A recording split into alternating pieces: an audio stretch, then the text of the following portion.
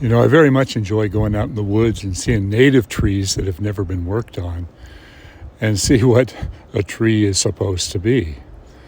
But oftentimes in my job sites, I get to experience what past tree workers have done to a tree.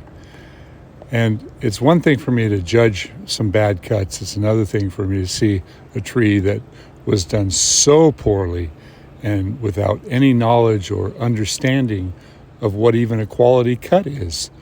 Why are they trimming the tree in the first place? Well, much like gardeners, there are a lot of tree workers out there that see trees as being put into a shape. Just like a gardeners will shape a bush or create a form in the yard. They may have no idea what the plant is. They just see little balls or little hedges or little squares, and that's what they work towards. It's shapes. And a lot of tree guys do the same thing. They see a big tree and they say round it over. There's even signs I've seen in the past of tree companies, they call themselves tree shapers. Well, you've got to understand what a tree needs and why you're doing the cuts in the first place. In this particular tree, which I'm actually just appalled to look at all these cuts, the new growth that's coming out is masses of suckers. And I advised the client that we should get up there and thin out as much of the excessive abundance on this tree as we can so that it doesn't develop multiple seed pods and create breakages. And that's all directly associated with the type of pruning that was done. It was just cut to a rounded over form.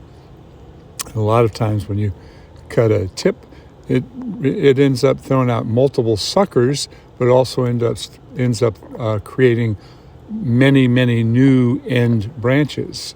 And all of these poor cuts are just going to start to rot and decay, and they'll spread down and those branches will die.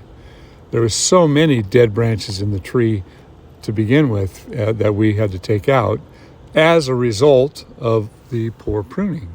So the pruning caused the problems.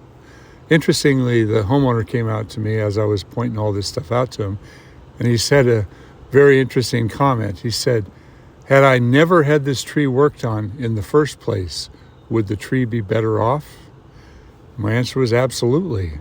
I mean, there's a cut that they cut halfway and it ripped and they just left it.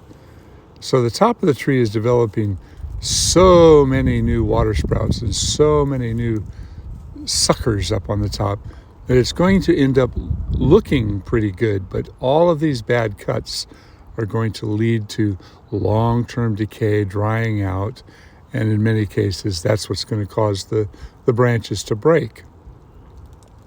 This is a liquid amber styraciflua, and it is a very brittle species of tree. We clean these up every year.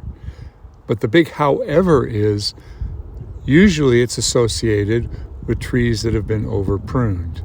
And this is what it looks like when we're all done. And the next set of images that I'm going to show you kind of shows you the way the tree was pruned in the past. I did not shape this tree. What we did is we went up there and we took out excessive weight on all the ends. And you can see how much we did take out of the tree. There's quite a bit on the ground there. And you can look at it and say, oh, that looks pretty good.